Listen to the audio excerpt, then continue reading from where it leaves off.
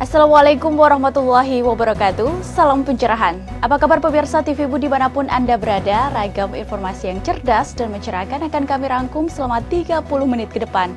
Bersama saya Arina Nurrohmah, inilah berita dan analisa selengkapnya untuk Anda.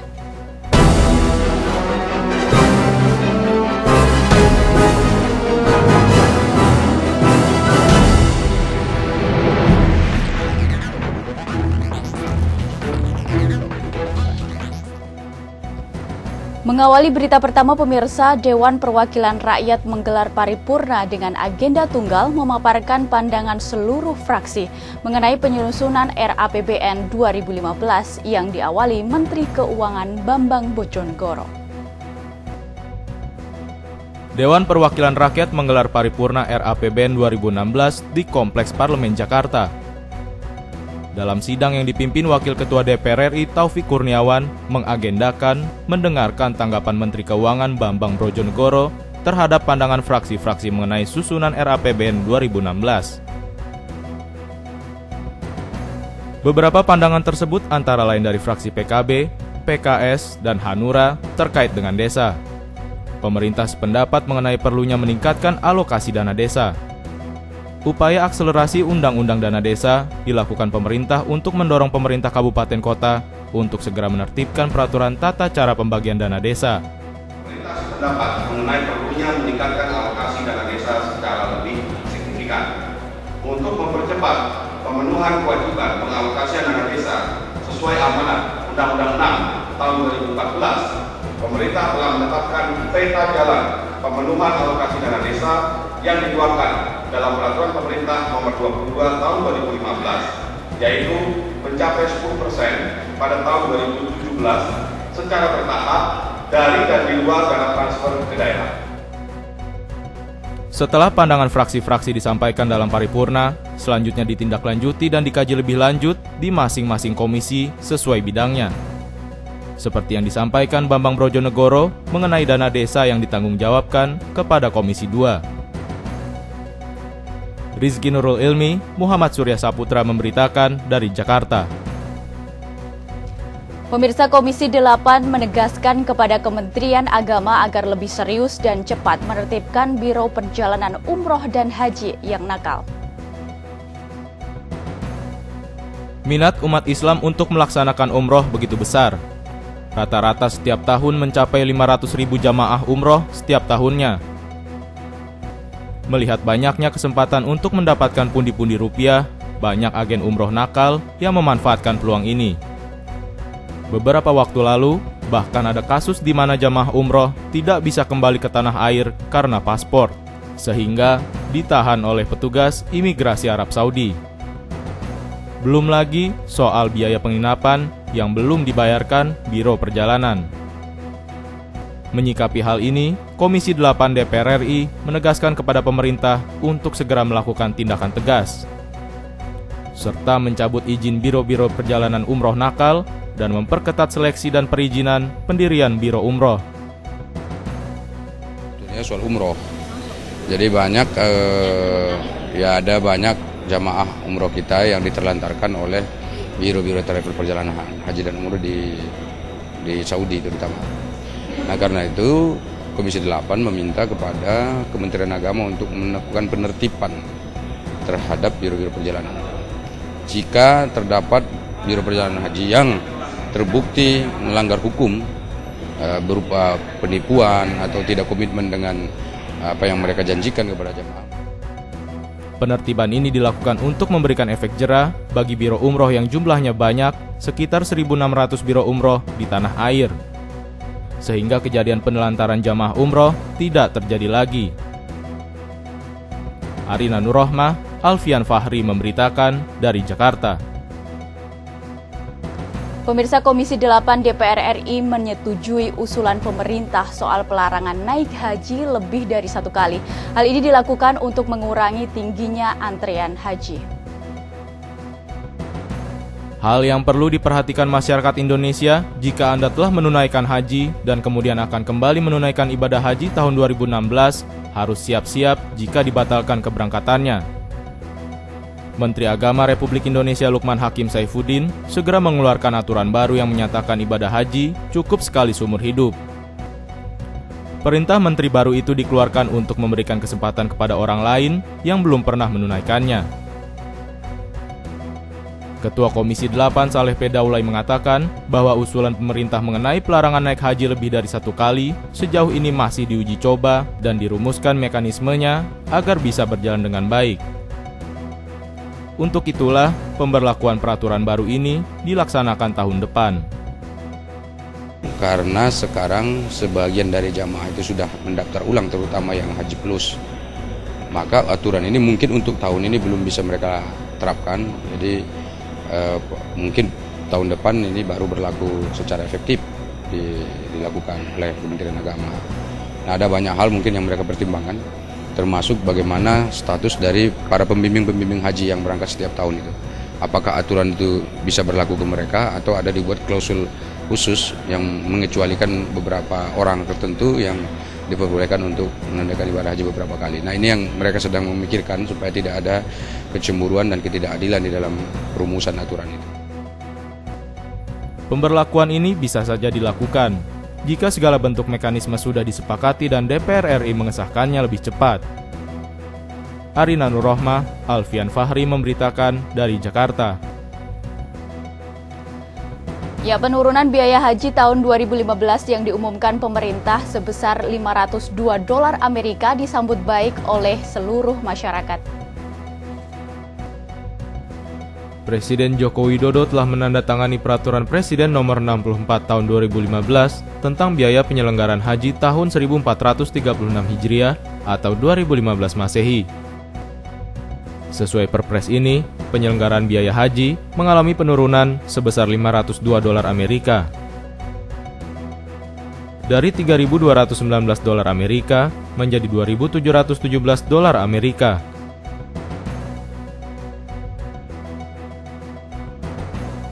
Menanggapi hal tersebut, Hidayat Nur Wahid selaku anggota Komisi 8 DPR RI yang juga pernah menjabat sebagai Wakil Ketua MPR RI mengapresiasi penurunan biaya haji tersebut. Hidayat juga menegaskan penurunan biaya haji hasil kerja Komisi 8 yang berupaya mengkritik keras agar biaya haji turun. Bisa turun karena memang kritik keras dari Komisi 8. Tadinya yang diusulkan oleh pemerintah itu sekitar 40 juta sekian. Setelah kemudian kita kritisi luar biasa sehingga bisa turun menjadi 27 juta sekian. Turunnya akhirnya dari apa yang semula diusulkan pemerintah menjadi sekarang itu sekitar $502 Amerika. Kalau hanya mengacu pada maunya pemerintah, turunnya hanya sekitar $26 Amerika. Selain penurunan biaya haji, DPR RI menyetujui aturan haji yang hanya 1 kali, terkecuali bagi para pendamping haji. Selain itu, DPR RI juga sedang mengusahakan agar memprioritaskan jamaah haji yang lansia. Noviani Nuraini, Muhammad Surya Saputra memberitakan dari Jakarta. Beralih ke berita lain, pemirsa, wacana penerapan teks amnesti pada koruptor yang direncanakan Direktorat Jenderal Pajak diragukan Hidayat Nur Wahid karena dianggap tidak akan memberi efek jera pada koruptor. Demi menggenjot target penerimaan pajak, Direktorat Jenderal Pajak atau Dirjen Pajak bersedia melakukan berbagai upaya. Satu di antaranya, pemberian teks amnesti yang memungkinkan pengampunan pidana khusus dan umum serta termasuk pidana korupsi. Wacana Presiden Jokowi ini diperkirakan ada potensi penerimaan pajak dari teks amnesti yang mencapai 100 triliun rupiah. Menanggapi wacana tersebut, Hidayat Nur Wahid selaku anggota Komisi 8 DPR RI mengatakan, memang banyak cara untuk memberantas korupsi, yaitu dengan pemberian teks amnesti. Namun, jika untuk memberi efek jera koruptor, sebaiknya bukan itu pendekatannya, tapi bisa melalui penguatan lembaga-lembaga hukum yang memiliki wewenang memberantas korupsi. Sisi yang juga harus dikerjakan, yaitu sisi yang terkait selain penindakan, juga sisi pencegahan. Dulu negara-negara biasanya menggunakan teks amnesti itu adalah ketika mereka baru pertama kali akan memberlakukan undang-undang tentang anti korupsi. Kalau udah jalan biasanya bukan itu lagi. Kalau udah jalan yang dikuatkan adalah sisi pencegahannya atau sisi punishment-nya. Selain itu, Hidayat Nur Wahid pun menambahkan, ada hal lain yang harus dikerjakan. Selain melakukan penindakan, perlu juga dilakukan upaya preventif. Noviani Nuraini, M. Surya Saputra, memberitakan dari Jakarta. Berita menarik lainnya akan kami hadirkan setelah jeda berikut ini. Tetap saksikan berita dan analisa.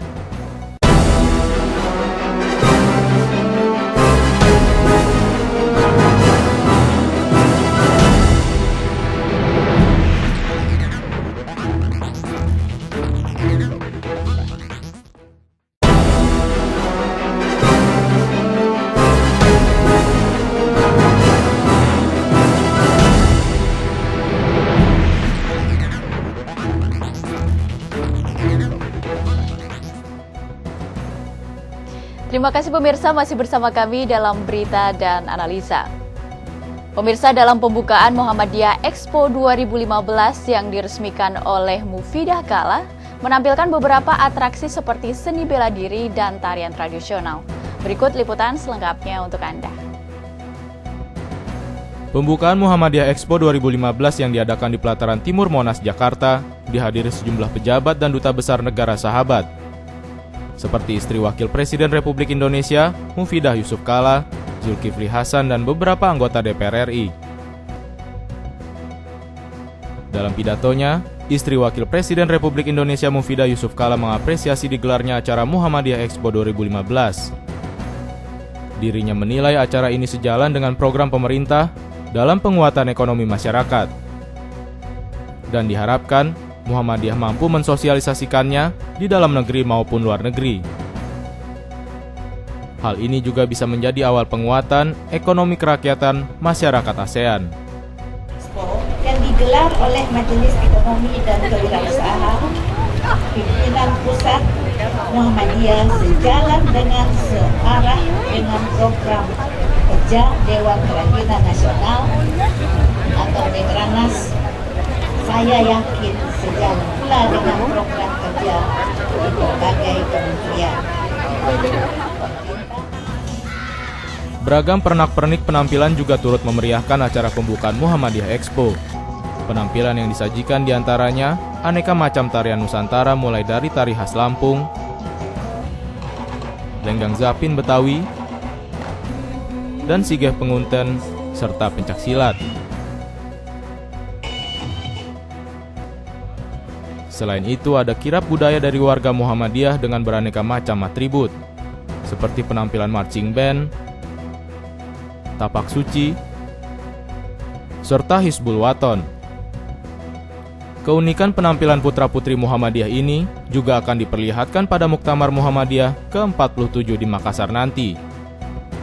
Arina Nurrohmah, Alisa Miratin, Arfian Fahri memberitakan dari Jakarta. Pemirsa, pemerintah menghimbau kepada masyarakat agar tidak panik dalam menghadapi persoalan dugaan beras plastik. Himbauan disampaikan setelah Badan Pengawasan Obat dan Makanan melakukan penelitian laboratorium dengan hasil negatif. Isu beras sintetis atau plastik hampir menghantui warga masyarakat di Indonesia. Hal ini setelah warga di wilayah Bekasi, Jawa Barat melaporkan penemuan dugaan beras plastik tersebut. Meski begitu, dugaan beras plastik hingga kini belum terbukti kebenarannya. Bahkan BPOM, Kementerian Perdagangan dan Kapolri saat melakukan sidak di Pasar Induk Beras di Cipinang, Jakarta mengatakan bahwa dugaan beras plastik yang selama ini beredar di pasaran tidak terbukti. Bahkan pengujian laboratorium resmi milik pemerintah hasilnya negatif. Penelitian dan pengujian laboratorium resmi seperti di Kementerian Pertanian, Kementerian Perdagangan, BPOM, dan Polri hasilnya sama, yaitu negatif atau tidak terbukti adanya beras plastik. Masyarakat dihimbau tenang karena tidak terbukti, ya, tidak terbukti. Kementerian Pertanian juga mengambil sampel di titik yang di luar Bekasi, ya. Kita ingat masalahnya hanya di Bekasi dan itu sampel penyidikan kami laporkan bahwa hasilnya negatif. Semua merek yang ada yang selama ini tidak terdaftar di Kementerian Perdagangan itu harus terdaftar di Kementerian Perdagangan. Karena dengan demikian kita akan mengetahui pemiliknya dari mana dan di mana pabriknya. Bagian itu kita akan bisa tahu. Yang kedua, dalam setiap karung yang mengisi yang ada dalam ininya itu harus mencantumkan kalau itu beras oplosan, dia harus menyatakan bahwa ini beras oplosan. Itu upaya yang akan kita lakukan. Dan ada beberapa laboratorium, ada 5 laboratorium yang sudah memeriksa sampel beras ini. Bahkan sampelnya itu sama dengan sampel yang pernah diperiksa di Sukovindo, yaitu Laboratorium Forensik Polri. Kemudian yang kedua Laboratorium BB POM. Kemudian yang ketiga adalah Laboratorium pada Balitbang Kementerian Pertanian. Yang keempat adalah laboratorium yang ada di Kementerian Perdagangan. Kemudian yang terakhir untuk bisa meyakinkan adalah laboratorium yang merupakan pusat polimer yang ada di Puspitek Serpong. Itu semuanya adalah negatif pada sampel beras yang diuji. Dalam sidak yang digelar oleh BPOM, Menteri Perdagangan dan Kepolisian di Pasar Induk Beras Cipinang, Jakarta ini tidak menemukan adanya beras plastik. Deddy Musoni memberitakan dari Jakarta. Berita menarik lainnya akan kami hadirkan setelah jeda berikut ini. Tetap saksikan berita dan analisa.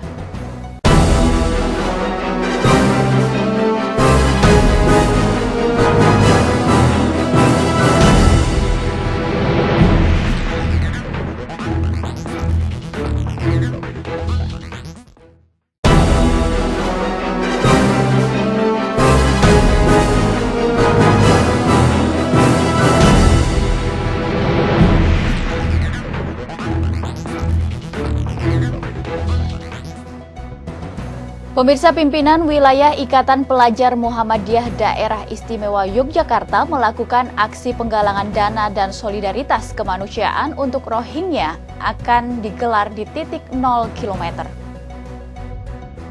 Pimpinan wilayah Ikatan Pelajar Muhammadiyah Daerah Istimewa Yogyakarta melakukan aksi penggalangan dana dan solidaritas kemanusiaan untuk Rohingya. Aksi yang digelar di titik 0 km Yogyakarta ini diikuti oleh 50 orang. Aksi ini dilakukan untuk mengajak seluruh elemen masyarakat memberikan bantuan kemanusiaan kepada pengungsi Rohingya. Adalah aksi solidaritas dari Ikatan Pelajar Muhammadiyah Daerah Istimewa Yogyakarta.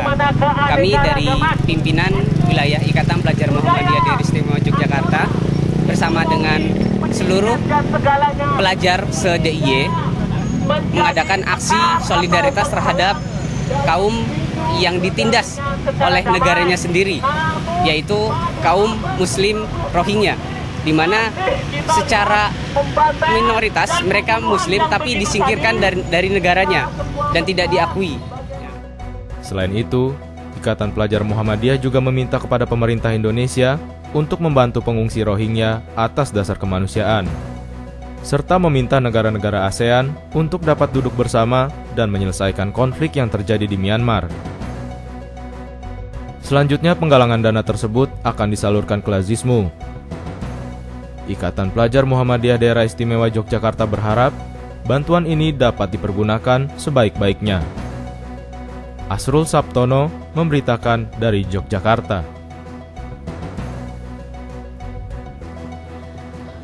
Beralih ke berita lain, pemirsa, Ketua Majelis Tarjih dan Tajdid Pimpinan Wilayah Muhammadiyah Sumatera Utara siap mensukseskan putusan Munas dan Rakernas Majelis Tarjih Nasional. Ketua dan Wakil Ketua Majelis Tarjih dan Tajdid Pimpinan Wilayah Muhammadiyah Sumatera Utara, Nawir Yoslem dan Ustadz Maulana Siregar, siap menyukseskan keputusan Munas dan Rakernas Majelis Tarjih dan Tajdid Pimpinan Pusat Muhammadiyah ke-29, tanggal 19 hingga 22 Mei lalu di Yogyakarta. Pimpinan Wilayah Muhammadiyah Sumatera Utara mengutus 3 peserta, yakni Profesor Nawir Yoslem, Dr. Sulidar MA, dan Maulana Siregar MA. Berikut ini wawancara wartawan TV Mubiro Medan Saiful Hadi dengan 2 pimpinan Majelis Tarjih dan Tajdid Pimpinan Wilayah Muhammadiyah Sumatera Utara setelah kepulangan mereka dari Yogyakarta. Majelis Taklim dan Tajwid Wilayah Muhammadiyah Sumatera Utara sangat terkesan, baik itu fikih kebencanaan karena kita di Sumatera Utara juga sedang berlangsung atau berlanjutnya erupsi Gunung Sinabung sebagai salah satu bencana. Kemudian juga terkait dengan tuntunan sholat, karena ini merupakan ibadah utama di dalam Islam. Maka kita di Sumatera Utara, Universitas Muhammadiyah Sumatera Utara dan Majelis Taklim itu sedang memproses dan insya Allah dalam waktu dekat video pembelajaran tuntunan sholat. Ada dua hal yang dikemukakan. Pertama, bentuk pengkaderan ulama tarjih dibagi dua. Ada pengkaderan yang terjadi pada perguruan tinggi, terutama diasramakan di perguruan tinggi, yaitu ada yang sering disebut dengan PUTM, pengkaderan ulama tarjih Muhammadiyah. Nah, selain ada pengkaderan melalui pendidikan seperti itu, maka juga ada pengkaderan atau pelatihan ulama tarjih. Jadi pelatihan ulama tarjih ini sifatnya dalam training yang cukup singkat atau cukup pendek. Hasil dari Munas Tarjih kemarin itu yang belum ditanfiskan tentunya, itu sudah mensepakati nanti ada penamaan bagi pelatihan kader ulama tarjih itu. Ada pelatihan tingkat pertama, ada tingkat kedua, dan tingkat ketiga. Majelis Tarjih dan Tajdid Pimpinan Wilayah Muhammadiyah Sumatera Utara saat ini sedang menyiapkan video pembelajaran ibadah mahdah dan buku tuntunan sholat sesuai sunnah yang akan segera diluncurkan. Saiful Hadi, TVMU memberitakan dari Medan, Sumatera Utara. Pemirsa, Universitas Muhammadiyah Sumatera Utara Medan kedatangan penulis muslimah produktif Indonesia Helvi Tiara Rosa. Kedatangannya kali ini merupakan bagian dari roadshow-nya di Kota Medan. Helvi Tiara Rosa, penulis muslimah produktif, hadir di kampus UMSU Medan untuk memberikan motivasi dan spirit kepada ratusan mahasiswa prodi bahasa dan sastra yang datang dari beberapa universitas yang ada di Medan. Helvi menggelar roadshow untuk rencana pembuatan filmnya Ketika Mas Gagah Pergi. Ketika Mas Gagah Pergi adalah novel yang ditulis Helvi 17 tahun lalu yang rencananya akan dijadikan cerita layar lebar. Helvi lahir di Medan, Sumatera Utara 2 April 1970, adalah pionir perkembangan sastra Islam kontemporer Indonesia. Beberapa pengamat sastra mengatakan Helvi adalah pelopor sastra Islam kontemporer. Wajarlah kalau penikmat dan pelaku sastra muda di Medan menyambut kedatangan Helvi di kampus UMSU dengan sangat antusias. Wakil Rektor UMSU, Dr. Muhyarsa memberikan apresiasi atas kegiatan seminar menulis yang mahasiswa prodi bahasa dan sastra dalam upaya memberi motivasi kepada penulis muda di Kota Medan. Mbak Helvi Tiara Rosa yang di sela-sela simpan beliau dalam roadshow bagaimana upaya untuk mewujudkan karya seni dalam bentuk tulisan diwujudkan ke layar lebar. Ini adalah satu yang patut kita syukuri. Helvi menyebut bahwa anak kota Medan keren abis. Dan saya bangga bisa hadir di kota ini, kota kelahiran saya, jelas Helvi. Menurut New York Times, bahwa karya Helvi fokus mengangkat persoalan hak asasi manusia, terutama bagi wanita dan anak-anak di wilayah konflik. Saiful Hadi, Farhan Tanjung, TVMU memberitakan dari Medan, Sumatera Utara. Pemirsa, Majelis Pendidikan Tinggi Pimpinan Pusat Muhammadiyah resmi melantik 3 orang wakil ketua STAD mendampingi Muhair Pakana untuk masa jabatan 4 tahun ke depan. Setelah resmi mengukuhkan Muhair Pakana sebagai Ketua Sekolah Tinggi Ilmu Ekonomi Ahmad Dahlan Maret lalu, resmi mengukuhkan 3 akademisi STYAD sebagai Wakil Ketua dengan masa jabatan 2015 hingga 2019.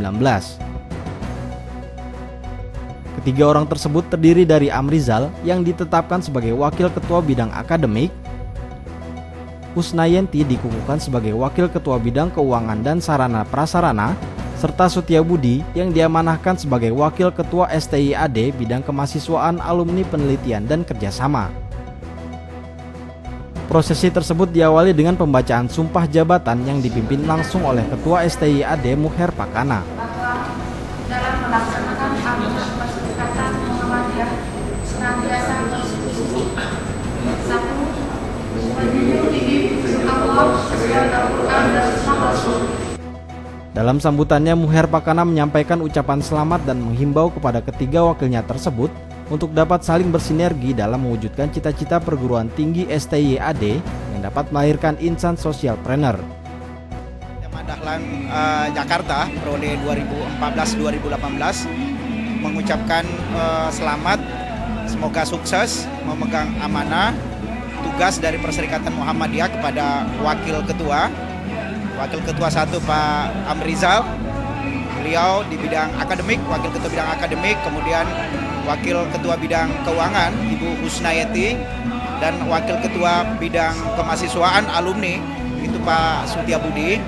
Kami berharap mereka bisa memegang amanah, serius, bisa bekerja dengan baik. Kita, PTM kita, ST Ahmad Dahlan Jakarta ini sebagai syiar dakwah, mengembangkan al-Islam dan kemuhammadiyahan, dan juga mampu mengembangkan kerjasama dengan mitra-mitra di luar. Harapan saya untuk mereka, dan semoga insya Allah kami dalam satu bahtera 4 tahun ke depan, mudah-mudahan doanya bisa sukses semua. Prosesi tersebut diikuti sejumlah sivitas akademika STIAD, perwakilan pimpinan wilayah Muhammadiyah dan mitra STIAD, serta rektor dari Universitas Muhammadiyah Jakarta. Tim TVMU memberitakan dari Jakarta. Pemirsa, berita tadi menutup jumpa kita kali ini. Saya Arina Nur Rohma beserta kru yang bertugas mengucapkan pamit undur diri dari hadapan Anda. Salam pencerahan dan wassalamualaikum warahmatullahi wabarakatuh. Sampai jumpa.